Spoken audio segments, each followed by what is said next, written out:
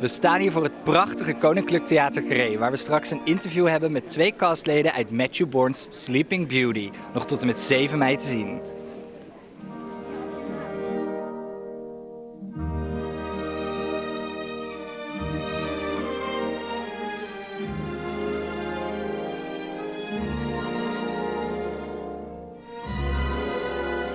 Hi, my name is Paris Fitzpatrick. I'm one of the dancers with Matthew Bourne's Sleeping Beauty, and I'm all the way from London.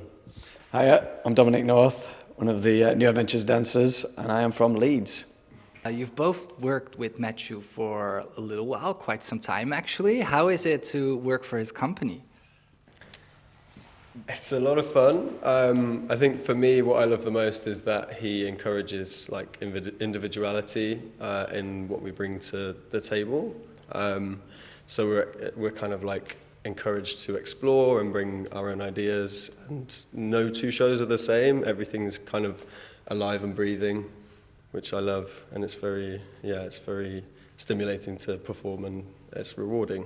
And audiences seem to get it, I think, which is really nice. Yeah, it's actually been quite a while since we've toured internationally, obviously because of the COVID and the pandemic and stuff, so it's funny being back away again together. It's nice. It's like what we kind of used to do quite regularly around the world for years, and then it hasn't. So it's amazing city to be starting that off again with. And you know, I've been to Amsterdam a few times, but I've never performed here, so I'm really excited, and it is a family thing because you're all on one flight, you're all in one hotel, and everybody's having breakfast together. And we've been doing this show for almost 6 months now on tour, so we've got quite a strong dynamic between us all, and I think we're in a good place to bring the show to a new country. Cool. So correct me if I'm wrong, because you're still so young, but did you actually already play in the iconic Swan Lake?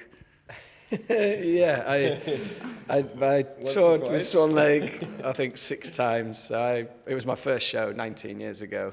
I was medium Swan 10, and then medium Swan 9, and a couple of times actually I went back to play the Prince. I saw him play the Prince when I was at college still. Wow. Makes me feel old. Yeah. Because I am. So how is that to see this iconic play? Because it's one of Matthew's breaking shows.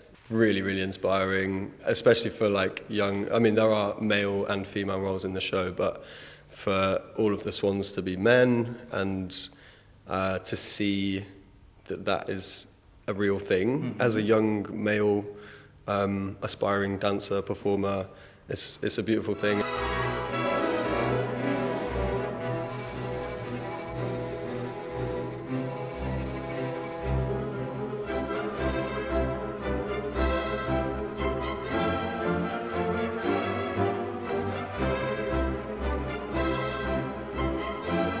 Now you both play in Sleeping Beauty, not 1 but even 2 roles. Could you tell us something about that? Yeah, so I play Count Lilac as well as Caraboss / Caradoc, which is kind of a dual role in itself. And they're kind of similar in a way. They're both quite powerful characters, and they move the story forward quite a lot, but in different ways. One is the evil side, and one is the kind of more positive, good side, and it's amazing. It's so fun to be able to perform such contrasting roles every night, and have so much to kind of get my teeth into in different ways, and to do more than one role with this company is completely normal. We always do pretty much, bar there's occasionally an exception, but it's quite normal to do 2 or 3 roles, and the casting rotates every show, so there's always a different combination of people, which is always exciting to play off and keeps you on your toes. Pardon the pun. And yeah, it's really fun, but in the rehearsal process, it's quite stressful at times. It's a lot to take on because we put a show together in about 4, maybe 5 weeks, and you have to kind of learn the show 2 times over in a way. Sometimes the roles are similar, and you might do the same steps, but on the other side of the stage or on the other leg, or so it can be a little bit tricky for the brain sometimes, but it's really fun. And mostly people get to play contrasting roles, so you get to explore different areas of characterization, I guess. But good and evil, Yeah. it seems hard to switch. Or is it? It's no. I mean, at first, yes. At first, it took me a little while with both of the characters to find my feet and to sort of settle into how I was going to approach it. But now, once the costume's on, the makeup's on, there's a lot of makeup. And the costume's on, the makeup's on, the music is on. Yeah, it kind of just happens.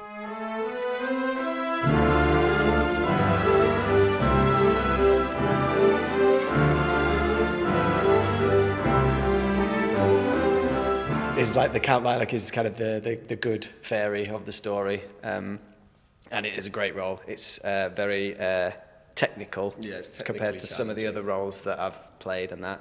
And I also play King Benedict, who's Aurora's dad, which is great because it's the first time I played my age on stage. And I am a dad, so you know that's like. So yeah, it was interesting for me because I had to just do something totally different and new to what I'd been doing for 10 years. But always good to have a challenge and see what happens and comes out, and sharing roles with Paris is always a joy. So what about the vampires? When you first heard about that, what went through your mind? Didn't massively surprise me. With Matthew's shows, there's always some sort of twist and something that he's put some sort of spin on it. It makes the story make more sense in a way.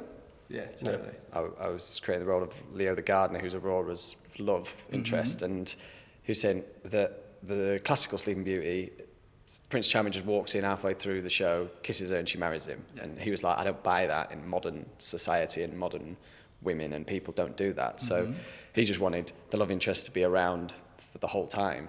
So it's a childhood kind of romance that blossoms, and then is true love, and then it's that. So he has to be around the whole time, and how can that happen? And there's Lilac Fairy is Count Lilac, who's a vampire, and then I won't say anything else just in case. People will have to see. Exactly, yeah. So in specific for the LGBTI plus community, what can they expect from this show? I mean, it's a show that it celebrates kind of love in many aspects. For want of a better phrase, it's one of his less gay shows, you know, but a lot of the cast are LGBTQ plus. We have a non-binary dancer with us who is absolutely stunning, plays multiple roles in the show, and they're really, really inspiring as a person and a performer. But there's representation and there's design and choreography and, I don't know, Tchaikovsky, music. Yeah, but he was a gay composer, so it's everything, isn't it? Yeah. Like, it's always, it depends who you are, but you find elements or aspects to yourself on stage, regardless, I think. It tends to speak to everyone. And that's what I'm trying to say. Good. Yeah. Speak to it, and that's the phrase. Yeah. So the entire Netherlands basically should come see this show until the 7th of May? For everybody, Absolutely, exactly. Please come. I think it will go down well. I too. Yeah. Okay. Thank you. Yes. Thank you. Excited to see it.